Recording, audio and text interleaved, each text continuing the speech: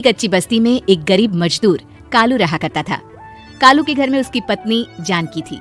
जानकी लोगों के घरों में झाड़ू पोछा करके कुछ पैसे कमा लेती थी और वहीं कालू किसी तरह मेहनत मजदूरी करके 2 वक्त की रोटी का जुगाड़ कर लेता था।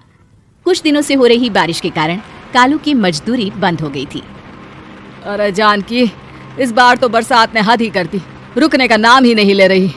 कुछ समझ में नहीं आ रहा, अगर इसी तरह काम पर नहीं गया तो 2 वक्त की रोटी का जुगाड़ कैसे होगा।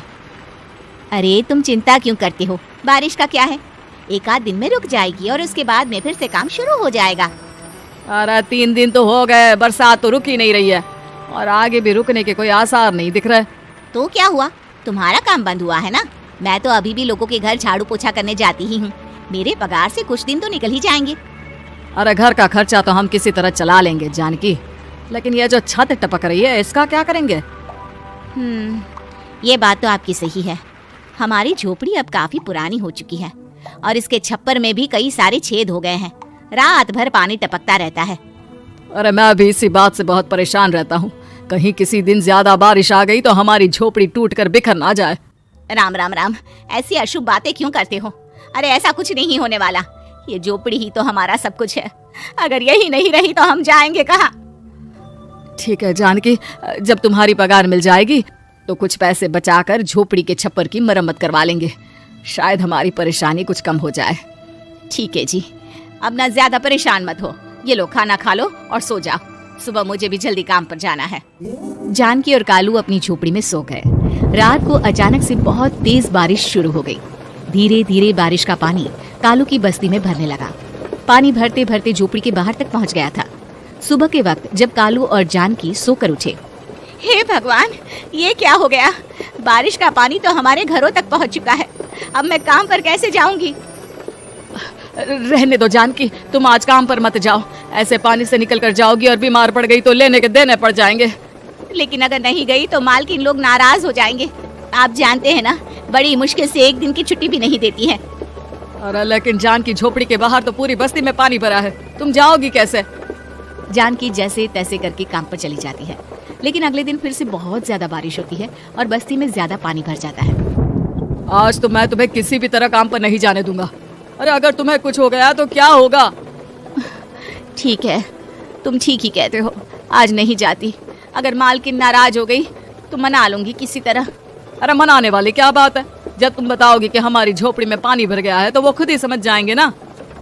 अगले 2 दिन तक तेज बारिश होने की वजह से जानकी, कालू और आसपास की बस्ती में रहने वाले सभी लोगों के घरों में पानी भर जाता है, जिसकी वजह से जानकी काम पर नहीं जा पाती।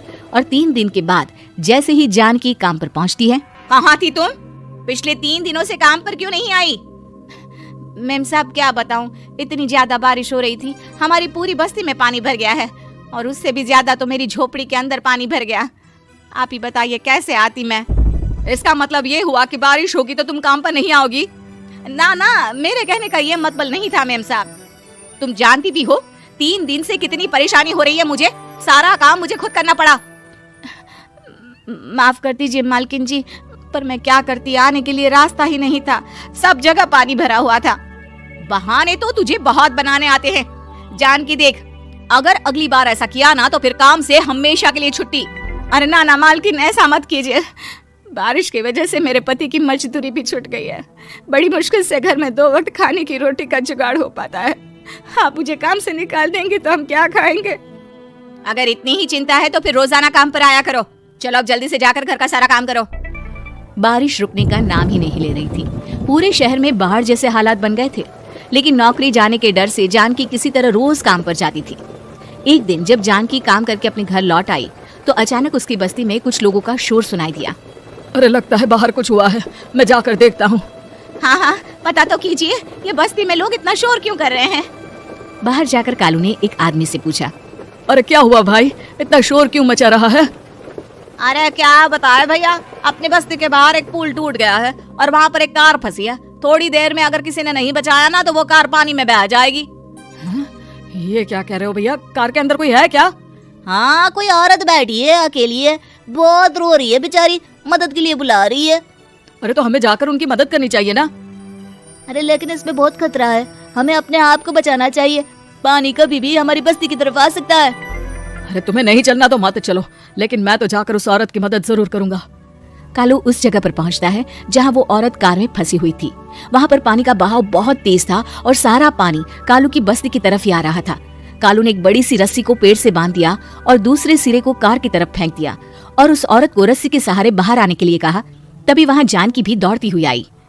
अरे ये तो मेरी मालकिन है जिनके यहाँ मैं काम करने जाती हूँ। और मैडम जी आप डरिएगा मत, आपको कुछ नहीं होगा। आपकी गाड़ी को भी मैंने रस्सी से बांध दिया है।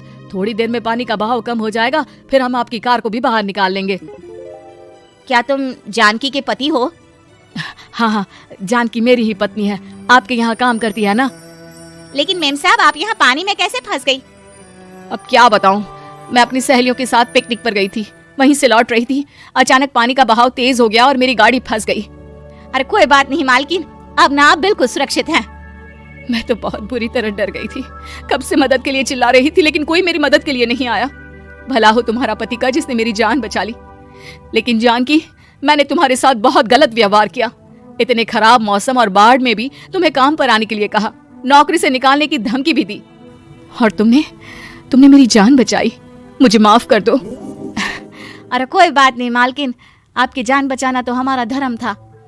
देखो जानकी, तुम्हारी झोपड़ी में जो भी नुकसान हुआ है उसके लिए मैं तुम्हें पैसे दूंगी। आज तुम्हारे पति ने मेरी जान बचाई है और आज के बाद मैं तुम्हें कभी भी नौकरी से निकालने की धमकी नहीं दूंगी। आज मैं तुम्हारी परेशानी को अच्छी तरह समझ चुकी हूँ। हम जैसे पैसे वाले लोगों के लिए अपने घर में बैठकर बारिश का मजा लेना बहुत आसान है, लेकिन तुम गरीब लोगों के लिए बाढ़ और बारिश काफी परेशानी खड़ी कर देते हैं। ये बात मुझे आज अच्छी तरह समझ आ गई है। आपका बहुत बहुत धन्यवाद मालकिन।